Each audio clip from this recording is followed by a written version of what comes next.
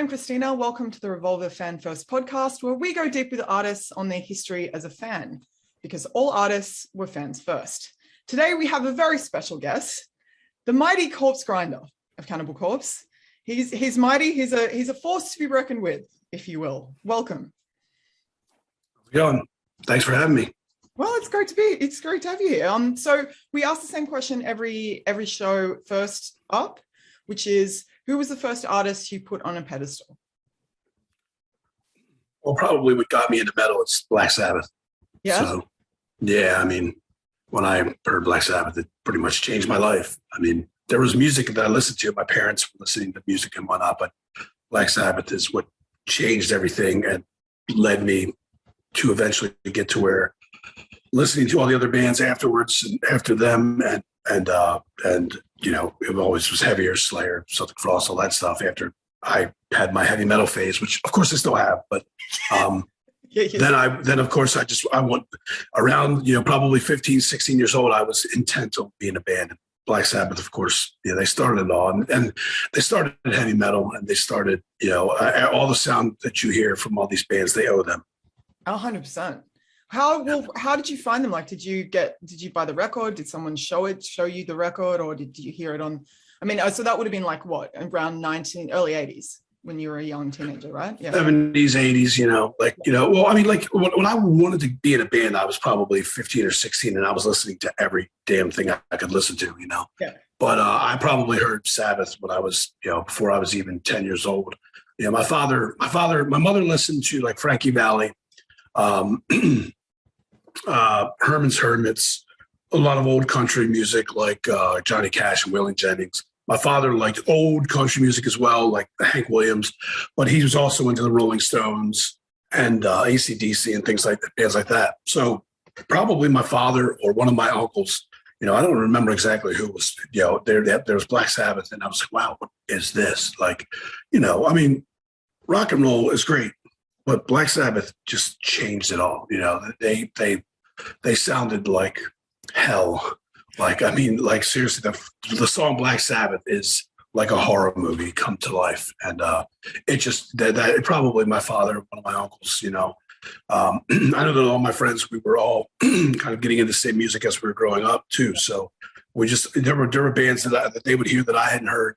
And we just, you know, just sharing music. But, you know, yeah, my parents, they were always like, you know, not avid music listeners, you know, they were working and whatnot, but they listened to music. And so I already had, you know, experience with it, but not until Black Sabbath came along did it really hit me like, you know, yeah, this is the greatest thing ever. Awesome. Did it feel like a visual world for you as well? Like, did you kind of see stuff when you heard that? You kind of saw stuff that you'd never seen before in your head, sort of in your imagination? Oh, well, yeah. I mean, well, when you think about all the old like, you know, heavy metal magazines and whatnot that we had, even fanzines and everything. I mean, like every new picture you got of a band was like gold. I mean, you know, it's like you get like one picture of Black Sabbath, that's okay. You get one picture of Slayer, it's okay. But then you see another one, you're like, oh man, these guys look sicker here. That's, you know, yeah. I mean, yeah, it's awesome. I mean, you know, and then, you know, especially growing up in the era of records, and I know vinyl's made such a big comeback now, that having that full album in your hands, seeing the band and reading the lyrics and the thanks lists and all that, it just, yeah, it's just this big experience. You immerse yourself into this world that, you know, I mean, there's nothing like it. It really isn't. No, not at all. I like the lyrics on like Into the Void for me, like, are so prescient. Like, they're so talking about like right now, and you know, the world kind of going to the world becoming crazy. Yeah, the world going, you know, and I to take me back to the place where the sons of freedom make their home. I always love that line. I'm like, it's just, that's, you know, that's heavy metal. I mean, just quickly, it's interesting that you say that it felt like nothing else, because almost death metal kind of is another level deeper, that it would have been, interestingly, like maybe a young kid finding Cannibal Corpse years later. Yeah. Go, this is the heaviest, craziest shit I've ever heard. Like, did you guys ever consciously set out to do that? Like, to kind of take it? Yeah.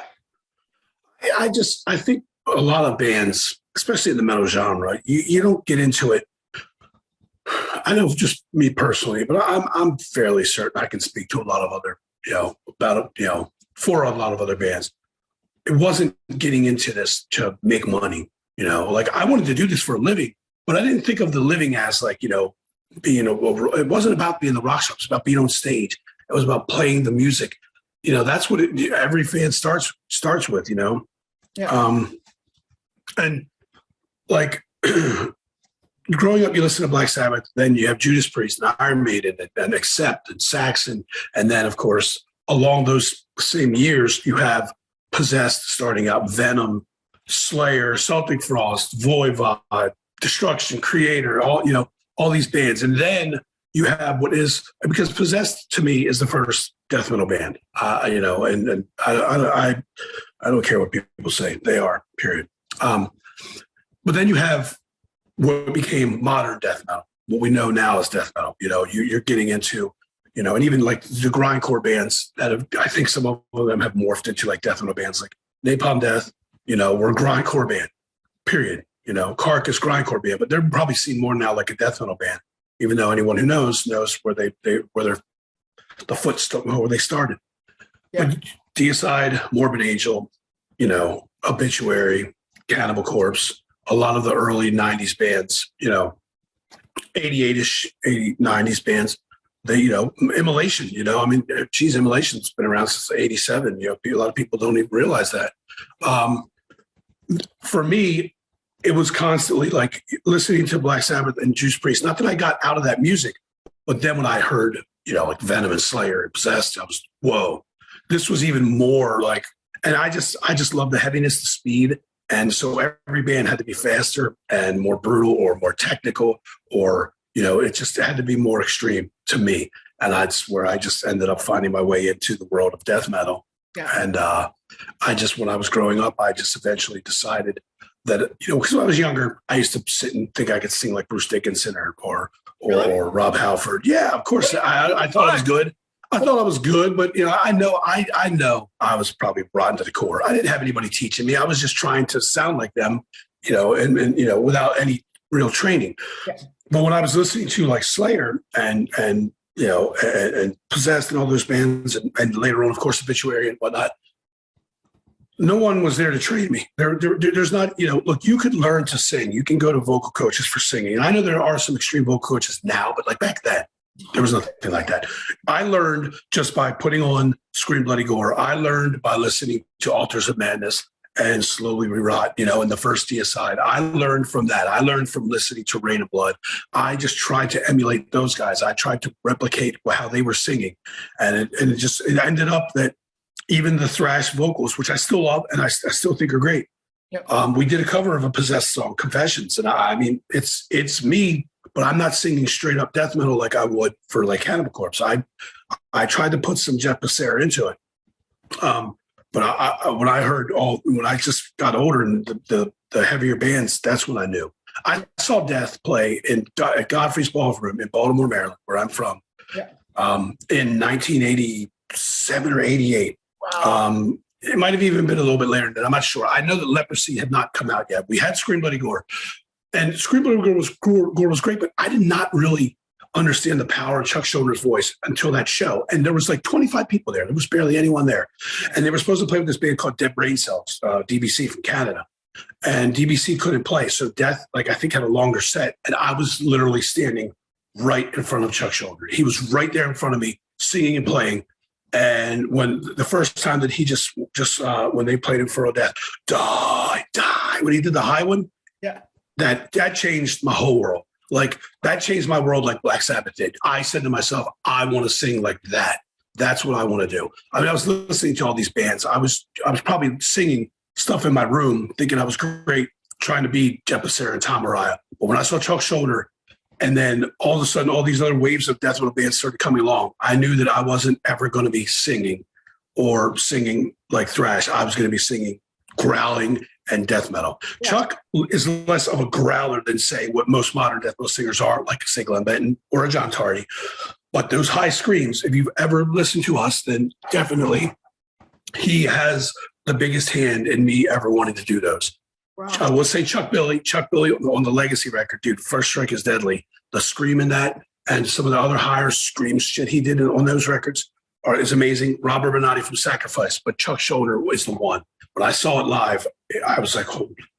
I mean, because he just stood there like, it looked so effortless. He's just like, and he's just singing like he's like some 250-pound guy that could bench press 700 pounds and throw you across the street, with one hand. And he's, a little unassuming guy, nice guy, but he sounded like C. I mean, it changed my world. It made me really go, okay, I'm not trying to do this anymore. I'm going to be a death metal singer. Like I don't have any like reservations about what am I going, which way am I going? I'm going this way and this way only. That's amazing. I actually think he's the Elvis of death metal, Chuck Schuldiner. Yeah, I mean, come on. What is modern death metal? His voice to me. A lot of people disagree with me. I've talked to tons of people that they're just like, oh, it's not as deep and brutal as other. It's like I know, but listen, like not every band that started a certain genre or something.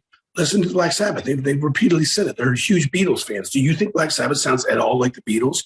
In some ways, you could dig under the skin and look, or under the covers and go, yeah, there's maybe a little bit of it there. The foundation was maybe laid by that. But then they went, and Tony Iommi invented it, the guitar sound we all know and love.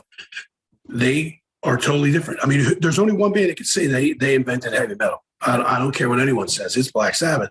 And so, yeah, I mean, as far as death metal goes, to me, I mean, there are other bands. If you listen to Chuck Schuldiner's voice, he definitely has a ton of Jeff Becerra influence from him. He definitely was influenced by Jeff Becerra. That's a fact that I think even Chuck I'm sure has admitted somewhere, along the lines, through all the interviews over the years.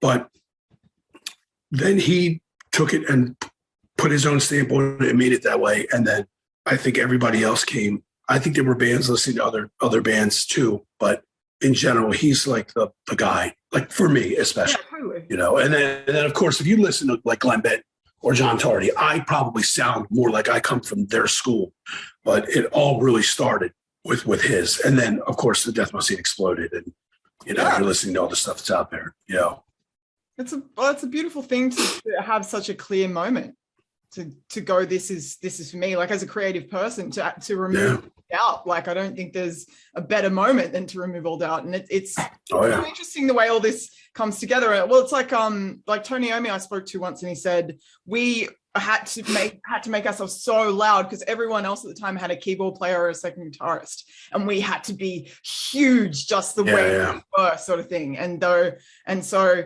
you finding, that this is the sound you want to make. Did that band, what made you move to Florida? Because you were 1990, you moved to Florida? Well, I met Lee Harrison, who's the drummer of Monstrosity. My first band in Baltimore I even just said Baltimore. Everyone in Baltimore is going to kill me, because if you're from Baltimore, you say Baltimore, you don't say Baltimore. Anyway, everyone in Baltimore, Maryland, when I was in Baltimore, Maryland, my first band, the name of the band was Corpsegrinder. That was the name of my first band. It's about fucking maggot corpse. It's about fucking maggot corpse. It was a death song, Yes. And Massacre put it on their the From Beyond record. Yeah. So basically, I was in that band, and we played the first show that I ever played in my life was with Deceased and this band called Ex Mortis, not the current Ex Mortis with the TUS, the original one from Baltimore, Ex Mortis. Their first demo was in 1987 too. You know what I mean? So anyway, we played a show with those guys, and I exchanged numbers, and I think they played another show in Philadelphia, somewhere around there, and we went to the show. And then I ended up being in contact with their guitar player, Ted, and he went to Florida. It's kind of a crazy story, but anyway, he went to Florida. Apparently they were supposedly, this is according to him, we're going to replace their drummer. And he went, met Lee Harrison, came back. They kicked him out of the band. They didn't replace the drummer. They kicked out Ted. Then he asked me, hey, I'm just putting this band together. I got this drummer from Florida. Would you sing on the, can you want to sing in it? And I was like, well, I'm happy where I'm at with Corpsegrinder. But, he's like, well, hey, if we do a demo, would you sing on it? I was like, yeah, of course. Sure. That'd be great. There's nothing against having two bands, And if I didn't do that, I don't know what would have happened. I think the guys in Corpsegrinder, they always we had the best fun playing shows. We did covers and we played our own originals and whatnot. I don't know what in my mind, I maybe felt that they were not all wanting to do this for like a living. I was intent on being in a band, touring, doing this for the rest of my life, And so I remember I was hanging out with Ted, and Lee Harrison came up from Florida, and, we exchanged numbers, and then he went back home. And the plan was basically, I said, Ted, all right, we're going to move to Florida. I'm with you. I left Corpsegrinder, and I was at home working, planning to come down and come to Florida and start this band. We didn't have the name Monstrosity or nothing. So that's how I came to Florida. But I was always coming back and forth, even when I was in Monstrosity in the 90s, when we, when we were, when we did the first demo, then we did Imperial Doom, which, by the way, this year is the 30-year anniversary of the first record I ever did, which is Imperial Doom. That was in 1992 it came out. But when we were doing that, we were doing the demo. We did the Hard Infinity demo. We were playing shows everywhere. We played with Obituary. We played with Deicide. We played with all these death metal bands, Malevolent Creation. So I wasn't ever living down here permanently until I got in Cannibal Corpse. That's when I was like, okay, I can come down here. I brought all my stuff down. And I remember when I first came down, I was staying with Alex. And then eventually Paul and myself, with a friend of ours, we rented a house out. And then my girlfriend, my wife now, she came down. I had another friend that came over from Denver. He was staying with me. But we were permanently living in that house. And then my girlfriend and my wife, my future wife, and I moved into an apartment, and then to where I'm at now in this house right now, which has been like 21 years almost. But that's a long story short about, when I came to Florida. I just feel it's pertinent information that I came down for a reason. It was because I was doing this band with this guy, Lee, who I'd only met for a weekend. Yeah. I'd only met him for the weekend, but Lee had a band called, I believe it was Solitude was what he was calling it. And it was him playing everything. He was, doing the vocals. He was doing the drums, did the guitars. He recorded on like a 4-track or something. And so we had that, so we could hear what he had played. And we knew he had been in Malevolent Creation at one time. He'd been in Hell Witch at one time. Yeah. So, I saw, what he could do. I heard what he could do. And it was like, all right, this is where I'm going. I'm going to Florida. And, and basically when I actually went down to Florida, though, yeah, I met Lee. It was probably the spring of 1990 when I met him, something like that. And, the whole summer I was just working. So then he calls me up it was around the Halloween. It was sometime in October. Hey, man, we can do a show at Massacre. Massacre just reformed. We could do a show at Massacre at our friend's club. When can you get down here? And I was like, well, when's the show? And he goes, it's in 10 days. And I'm like, what? So they already had, he already had a guitar player, John Rubin, and a bass player, Mark Van Herp, who had played previously in Malevolent Creation. They were kicked out of Malevolent Creation. They called Lee like, dude, we got kicked out. What are you doing? And Lee was like, hey, I got a guitar player and a singer coming down. I'm starting this band with them. Well, you guys should be in the band. And that guy, Ted, didn't like it. He thought he was the leader and, all this stuff. And whatever. I'm not going to waste too much time on him, but he didn't like it. So I just was like, too bad, whatever. They got a show book. We're going down. And I think Lee had sent me some tapes of them, stuff they were already writing and whatnot. Mm-hmm. Some of those riffs, I believe, were on the Solitude demos. He took them, because Lee had written them. He took them and put them into what we called Monstrosity. And I believe Mark Van Herp is the one who came up with the name Monstrosity. Yeah. So, it was like we had 10 days. Seriously, the next day, no lie, the next day, I think it was a Sunday, Monday morning, I was on a train heading to Fort Lauderdale. And the rest, I guess, is history. You just, I covered it all. The universe had designs on your future, I was made to do this, I guess. There's some mysterious dark forces in the world, I think. Like, how did it make you, like being at, like, especially like when you talk about like being in that shock show, being involved in the scene, how did this music make you feel? Like, did it give you solace? Did it give you energy? Did it give, because I think it's amazing to watch like a Cannibal Corpse show and see how it's affecting everyone. I can't even imagine what it's like from your side. Like people are moved, like, however, you know, like in all sorts of crazy ways. Yeah. How did it move you? And like, what was it like to kind of start feeling that from the other side? Definite energy for sure. I mean, there's nothing like coming out. The only thing I can equate it to is how, like, you know, in professional wrestling, when they come out and the crowd, they call it the pop. When the crowd goes, rah, when your music hits, when we hit the notes, we're feeding back, and you just hear the crowd go insane. And when I come out and put up the horns, there's nothing like it. It is just a wave, a rush of adrenaline. It's energy. It's everything. And yeah, it's sometimes, you know, I mean, I think for us, because we're playing, it's always weird for me. Not weird, but I'm always intrigued when people say, you know, like, I was just having such a bad time and I was just so down and I was so depressed and you guys brought me out of that. And I'm like, oh, Buried in the Backyard, you know, or you know, Scourge of Iron, or all the songs with these crazy titles and things that got you out of this tough time. But I understand what it is. It's music. It moves you. It's not always so much about what the lyrics are saying.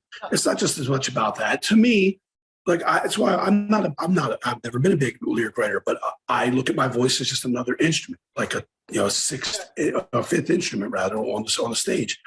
And it is interesting to hear when people are just like, you saved my life. You made me realize, you know, if I didn't, you know, I'm serious, and it's happened. There's been people that's come to us and it's said some really powerful things, you know, and you realize, you know, how much of an effect you can have on people just through the music you play, no matter what. Some bands have lyrics that are personal to them.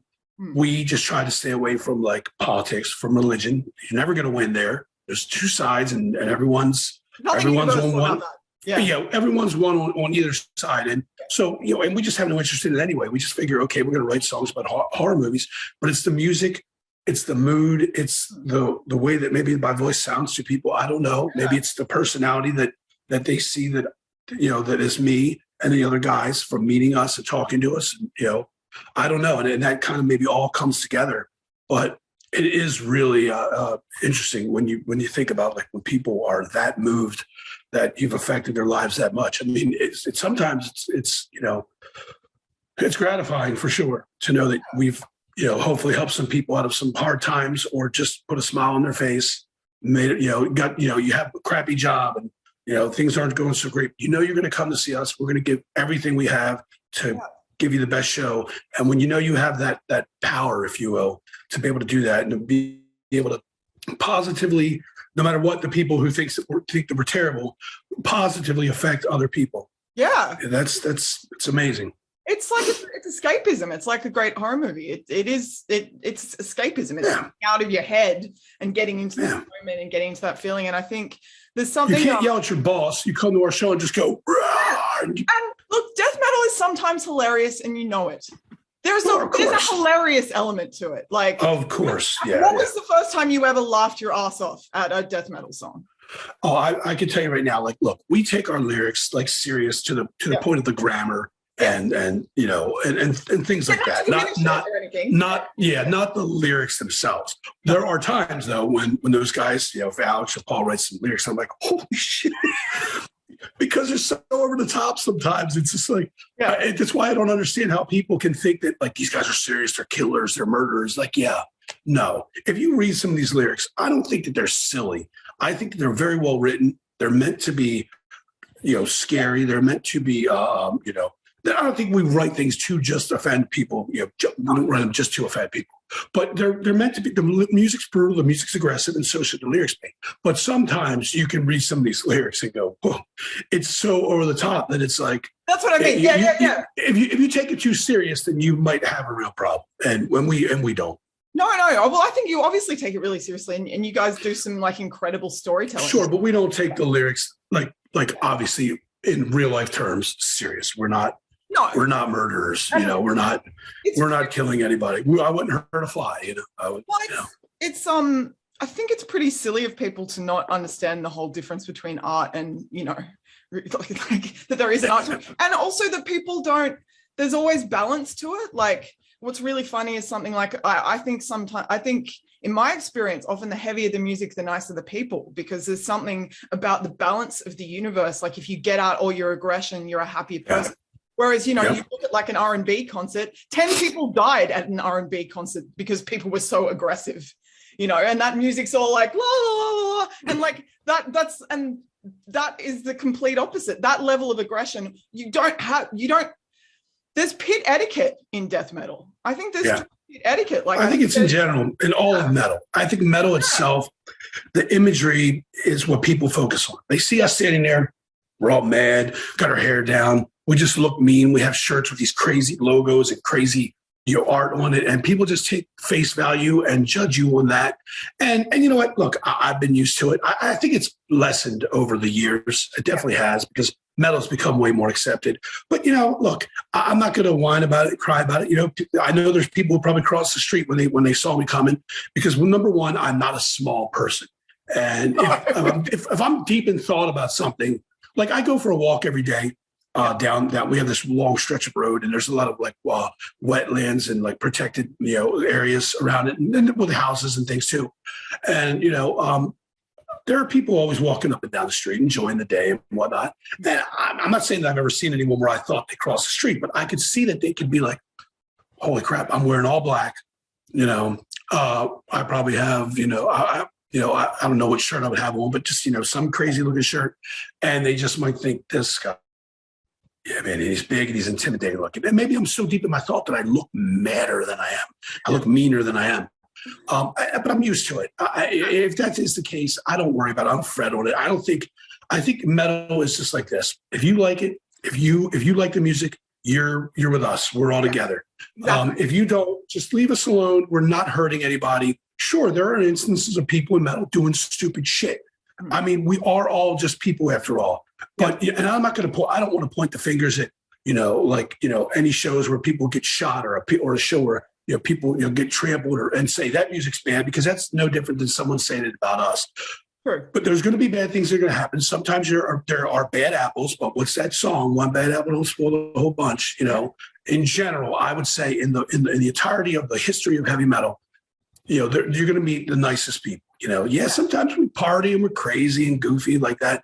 But in general, everyone is just so focused on their love of the music and creating and playing live that we don't have time to worry about, who we're punching in the nose or who we're, fighting or how we're going to, tell somebody to get out of our way when they're walking in front. No, we all want to be together and just go to shows or play shows and see the music we love. That's the biggest thing. That's the biggest part of our lives. That's what makes you a metalhead is because of the music you listen to.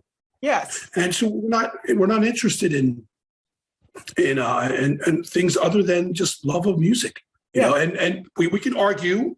People argue about bands they like and things like that, but that's also the beauty of it. Not everyone's going to like everything. You might like Killswitch Engage and you might not like us. You might like Creator. You might not like Slayer. I don't know who the hell on this earth doesn't like Slayer, but metalhead,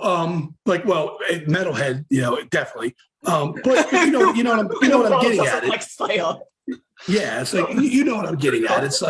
It's basically we're fine with being our own little clique, if you will. Yeah. But universe. It's probably a better term.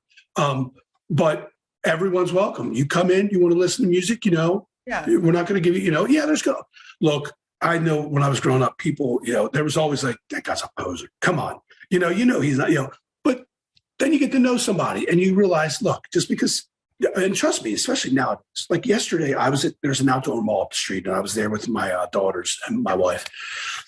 And we were leaving the store and these girls come up to me like, oh my God, can I please take a picture of you? I love Cannibal Corpse. And if you would just see them walking down the street, you would not in a million years think.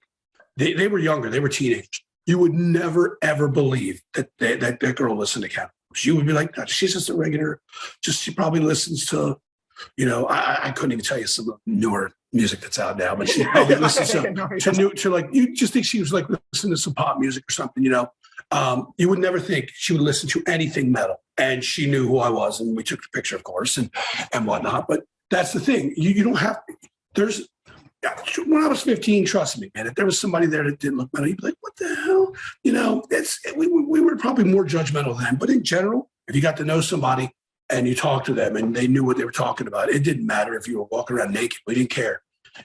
You know what I mean? Your metalheads are metalheads. You know who they are. You know, when you talk to somebody, you know the whole deal. Yeah. And everybody's welcome. You know, everyone who wants to listen to us, to listen to, I'm sure every band will tell you this. Of course, you know, come on in, because, you know, we love our fans. We love the people that are doing this, you know, they're part of this. Well, and we're not. Yeah. I mean, come on, metal. It's a big fan. No, everyone's in it for well, I just feel like so much everyone's in it for the right reasons, because you don't get into it for money and fame and, you know, whatever, even if you end up going down the path of becoming a part of an iconic band and, you know, like what you've done. Like, there's not, you know, being a bold-faced name in metal, especially in extreme music, is an accomplishment. It's you know, and, you know, you guys, you know, you came through at the right time. You did interesting stuff consistently for a really long time.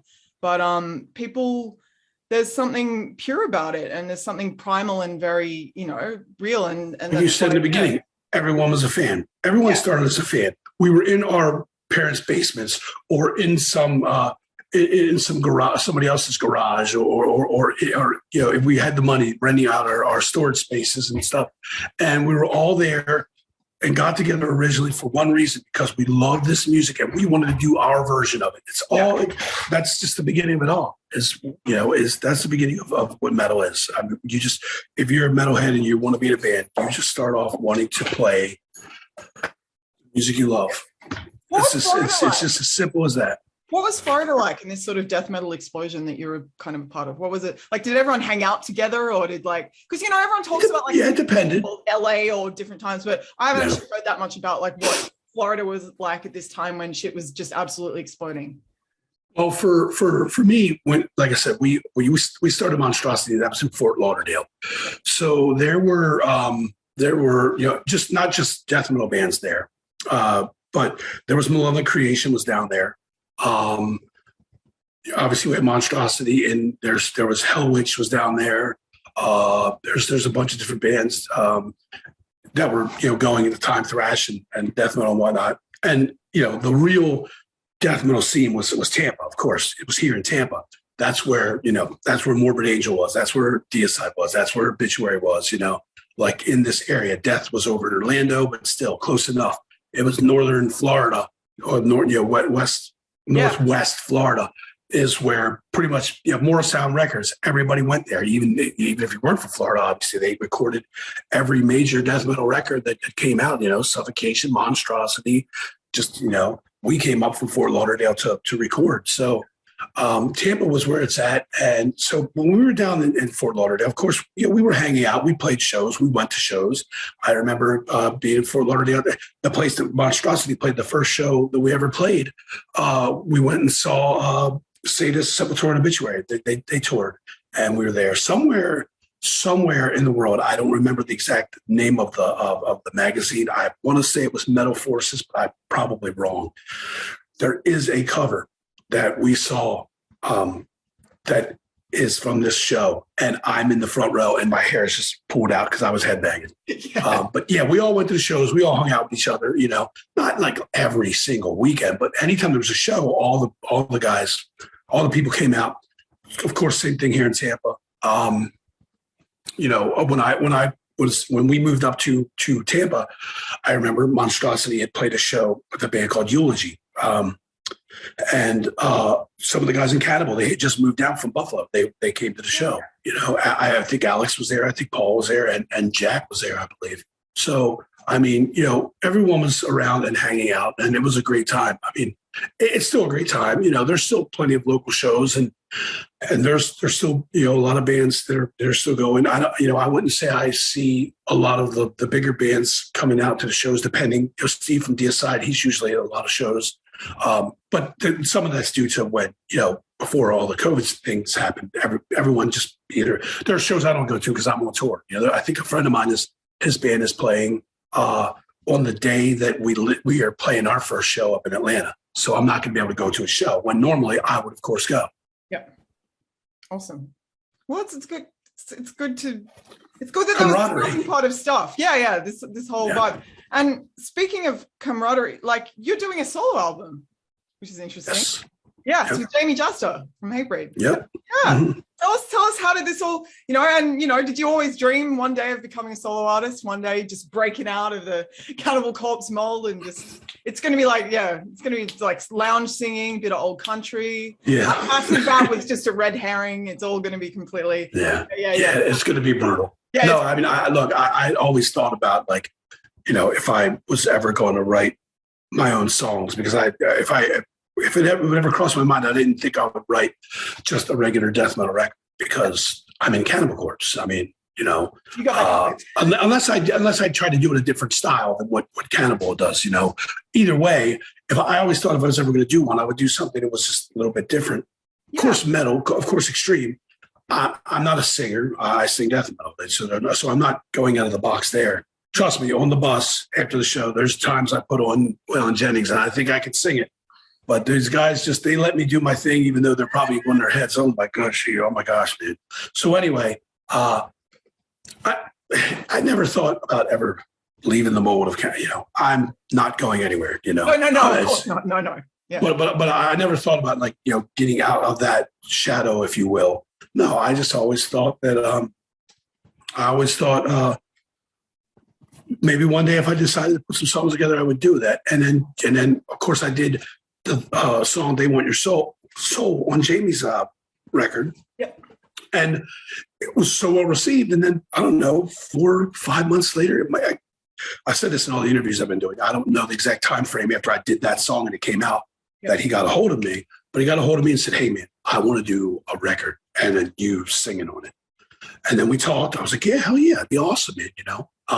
And then he was like, "Well, what do you think about calling it Corpsegrinder?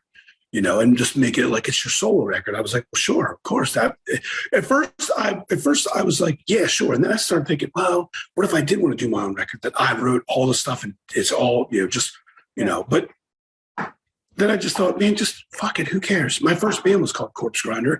And there is a Corpsegrinder band, I believe in South America, I think. I'm not sure. Someone told me they were Japanese or something. I'm not sure. I have a CD of a band called Corpsegrinder, and I'm pretty certain I have it in my garage.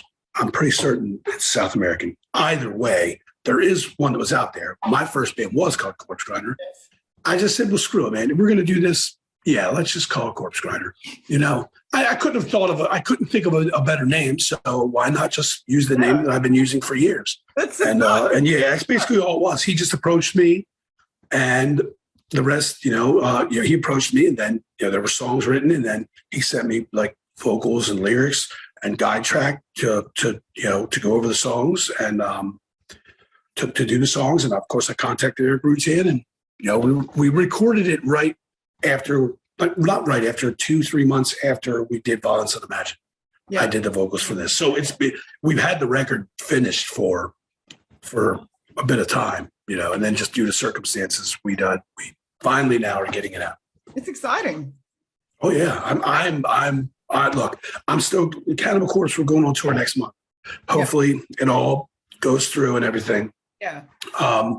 We're doing that next month. And the week after we start the tour, the Corpsegrinder record is gonna come out. So I'll be on tour when it releases and I'm excited to see what the reaction is for it. What's the most surprising part of it? What would be like, whoa, this is different? I think, look, it has elements of death metal. There are some songs that definitely, and my voice. You're an element. My voice is what's going to make it death metal immediately because I'm not doing anything any different there. I think it has some songs that you could definitely hear the influence of Slayer in it, among some other thrash bands.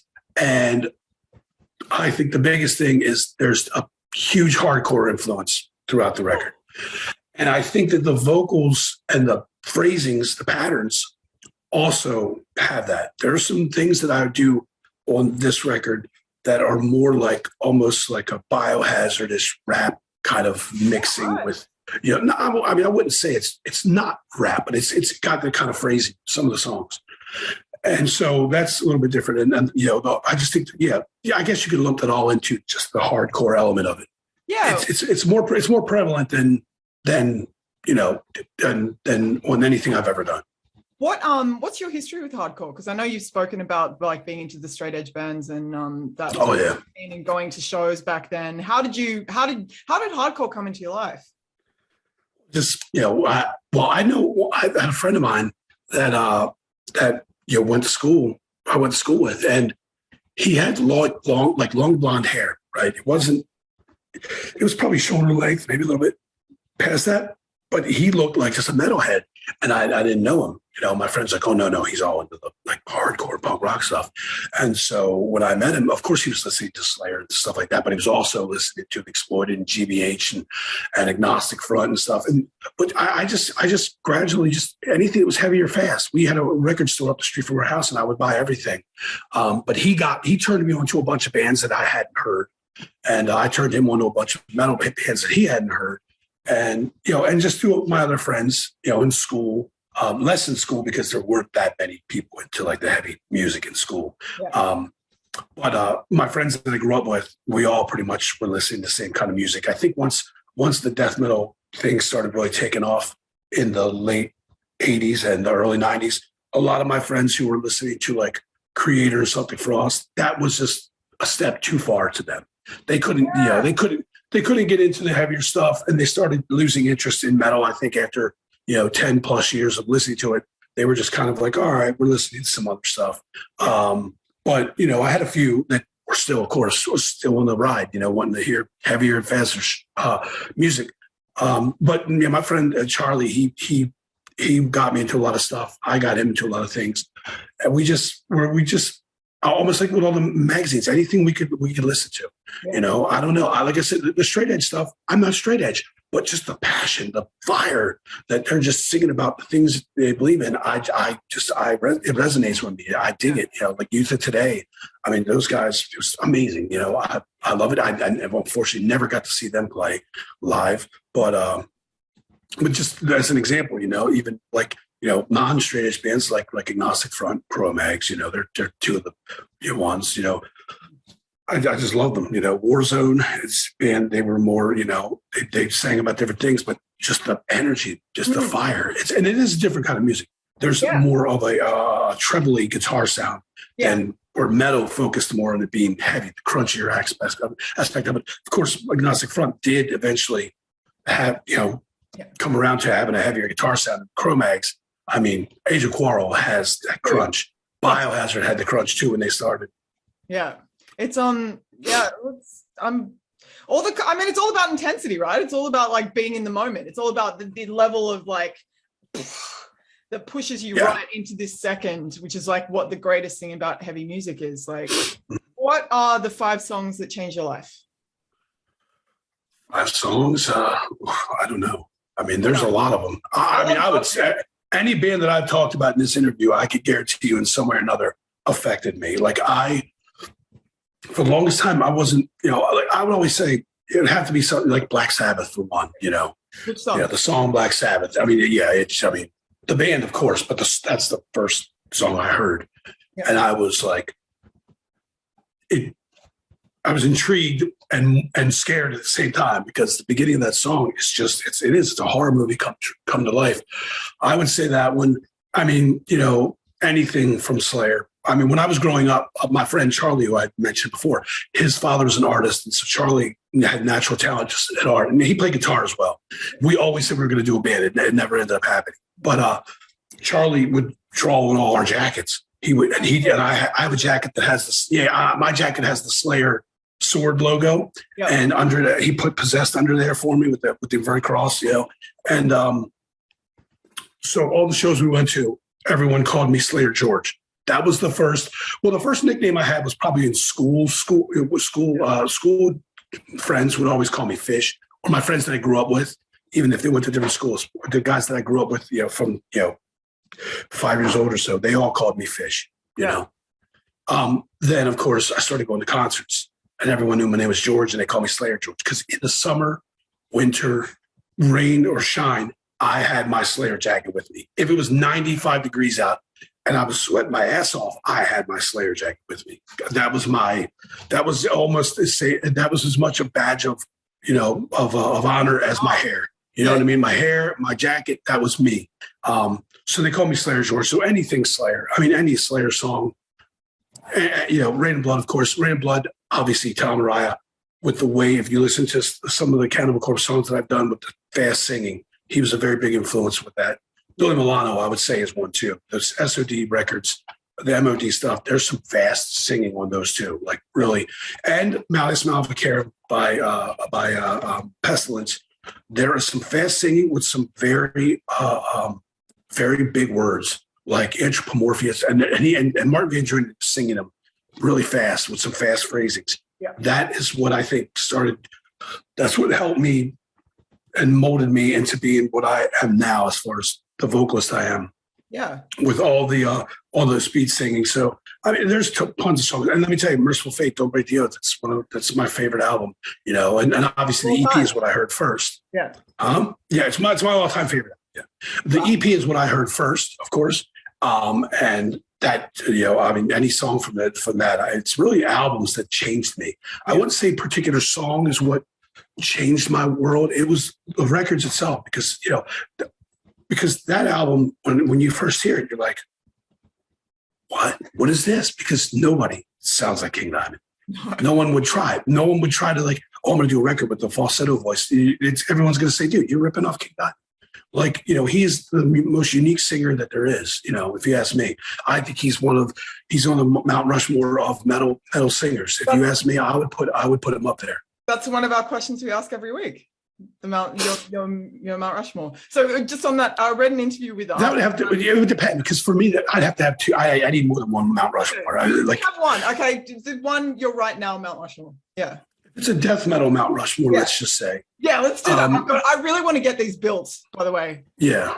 Yeah. Oh yeah. Why not? Let's do it. I'm in. Yeah. Mount Rushmore of death metal. I mean, Chuck Schuldiner. If Chuck Schuldiner, John Tardy, Glenn Benton, I would put on there. I would probably put the singer for, I don't know if you're familiar with The Crown, the band The Crown, the Swedish band The Crown. Johan, he's to me is godly. Tommy Dahlstrom from, I know I can only have four people, but Tommy Dahlstrom from Aeon is one of the best singers out there right now. But yeah, I mean, like Chuck Schuldiner, Glenn Benton. I mean, David Vincent is amazing too. If I was going to do it, I'm an old school guy. I'm not. Like I said, Tommy Dahlstrom is a god. He's the DMG. But it would probably be like, I can't think now.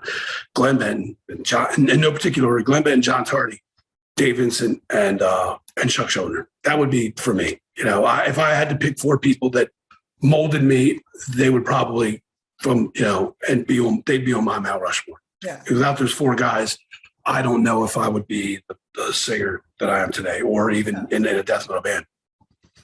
I mean, just singing. Do you remember the first time you realized you liked your voice? What, that I liked it? Yeah. You liked the sound.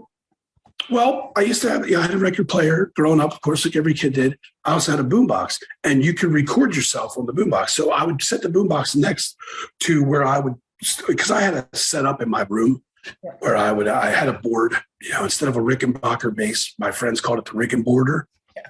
Because it was a board that was under my bed, and I'd pull it out, and that would be my guitar. And I would tack the lyrics up from all the records I was singing. I'd put the records down in front of me, and all the band pictures so that they could watch me. And that was my crowd. And then I would put on whatever record I was listening to. And then I would use, I'd put my blank cassette in there and tape myself singing to the record so I could listen back and see how I sounded, because everyone sounds great to themselves in the shower. We're all Freddie Mercury. You know what I mean? We're all, Steve Perry. We're all the greatest singers of all time to ourselves in the shower. But when you hear yourself, you go, oh, man, you're like, oh, when you're listening to yourself just sitting here, You know, like I never like listening to like when we do like live records. When I listen back to me talking on stage, I'm like, oh, that's what my regular voice sounds like. It always bothers me. Yeah. The vocals, of course, I can do that, but we all are good, you know, until we hear ourselves. You know, when it comes to singing, for sure. So I would just take myself, and then I just started going like, man, it sounded good. I can do this, man. You can do this. Yeah. And that's really what I would do. I would take myself, but I wouldn't sit in my room all day just listening to myself singing Altars of Madness. Yeah, I wouldn't just listen to myself go, Altars of Madness, I'm better than Dave Vincent. No, I never thought that. But I just wanted to compare myself to him. I would listen to both, you know, especially because I had the boombox. I play that and I put on, you know, a quick snippet of what I was just singing to just compare it, to see where I was at. Yeah. And I never gave up. If I ever thought, well, I'm not doing it as well as I could, all right, well, there's always tomorrow, or there's always the next day, or let's do it again. I basically taught myself by listening to all my idols. Yeah. You know, they technically taught me. How did you, when you came into Cannibal Corpse and stuff, you know, where, you know, following another vocalist, and how did you want to do, what did you want to do differently, and what did you love the most about as a fan from what you'd heard of what came before you, basically? What, in Cannibal? Yeah. Oh yeah, I'd seen them a bunch of times. You know, I saw them up in DC and Maryland, and I saw them down here in Florida when I was here in Monstrosity. You know, I just always thought the show was a lot of energy. Everyone was banging their heads and doing their thing. And obviously, you know, like if you just go by just Alex Webster alone, I mean, you know, he's the best bass player in death metal, you know, in the history, if you ask me, for sure. And you know, like Jack, and I even saw them when Bob Rousset was in the band, you know, and Rousset was crazy. He was running around just banging his head. It was awesome. I thought they were really good. You know, I thought they just had so much energy, and their live show was so great. Yeah. I mean, they just like, they brought it. You know, if you listen to the records, you're like, okay, it sounds like the record, you know, and especially in death metal nowadays, you know, and I'm not saying that any bands do this, but I could come out with the fastest record ever, you know, just fast technology can do anything. But the true metal of any band is when you see them live, whether it's in this age or back then.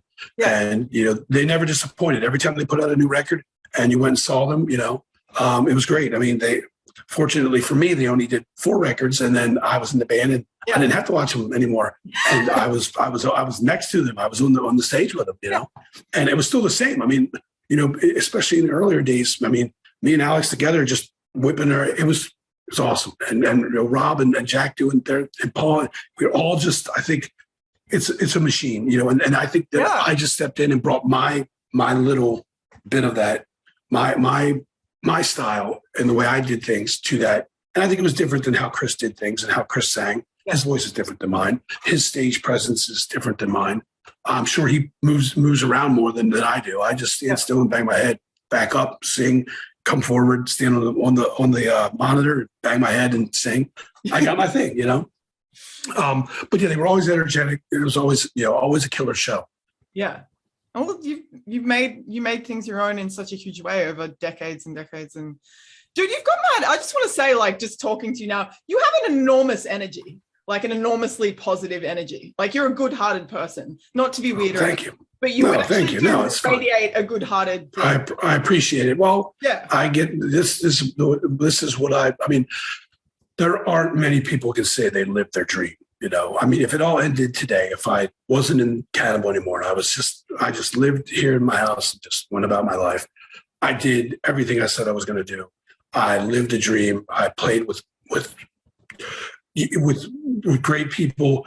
You know, I played with the best death metal band, you know, like that I could imagine, you know. I mean, I'm not saying that we're the greatest or anything like that, but I'm very fortunate to be here. You know, I think all of us feel that way. We work our ass off to be, you know, where we're at. And I think that translates. But I think, you know, obviously we have a great rapport with the fans. They give back as much as we give. It's you know, and I've been able to do it. And I've also been able to, like, doing this record, doing the 2 Paths of Possession records, the 2 Serpentine, or the 1 Serpentine mini record I did with Adam D from Killswitch Engage. the two Voodoo Gods records. Luckily, I got to record my vocals with Voodoo Gods with Andy the Rock from King Diamond. Nice. All the things that I've been able to do, all the guest appearances I've done on Band's records. Yeah. This was my entire dream. And so, there's, sure, there's ups and downs. I'm not, always a 1,000% positive person. But when you sit back and think about, when I do, all the years and all the things that happened, the good, bad, the ugly, the blood, the sweat, and the tears, it's worth it. It was worth it. If it all ended today, it's still worth it. And there's nothing to be, there's no reason to sit around and just, be mad about what didn't happen. Worry about what's going to happen. That's a fairly beautiful way to I think that's a pretty beautiful way to wrap up the show. I think that's pretty poetic. Like that's the lightness in your being. That's the lightness in your being that you brought stuff to life, that the stuff that the channel between what you envisioned and what happened in your life actually happened. Because I think people get calcified. It gets calcified if your dreams don't happen and you just kind of stuck stagnating in your thing. Like that's a really beautiful thing, dude. Yeah. I think like, look, so I think the people who are going to make it in life, with what they want to do are not going to quit. They're not going to give up. They're not going to blame everybody else. They're just going to, if something doesn't work, listen, like, let me tell you real quick that before Cannibal Corpse happened, I was in monstrosity. I always thought, things weren't, I didn't know if it was going to, this is what I wanted, but I didn't know if it was going to happen. Monstrosity, we were set to do what became the Millennium record, which I, of course, sang on. But before that happened, I remember we played in Peru and I was like, okay, listen, if this is going to happen, we're going to make Monstrosity. We're going to realize our dreams. Because we had a long enough, 3-4 years since we had done a record, from the Imperial Doom record.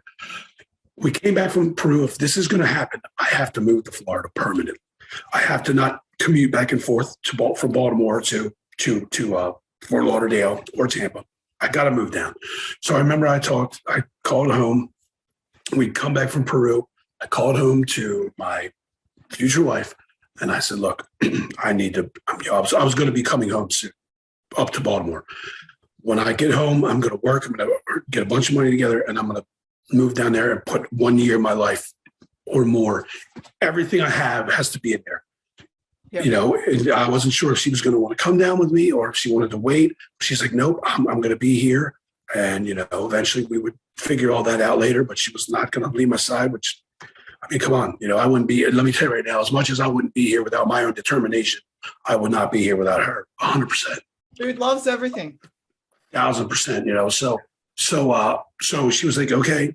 And then in the interim of that, after I basically made that statement, things happened and Cannibal Corpse came calling. Yes. And so it just, I did have my down moment, where I wasn't sure. I thought maybe I was going to probably just have to work, doing something else, working construction with my father, or I was doing well drilling with a friend of mine as well, before, I got the call from Alex.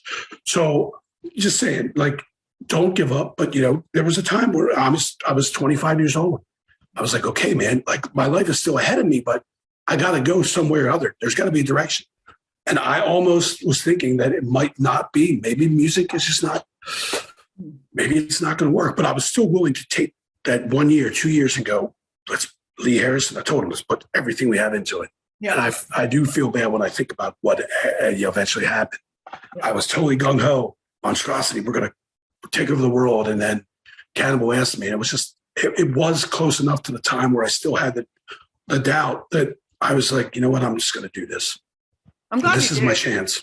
I'm glad you did. I am too.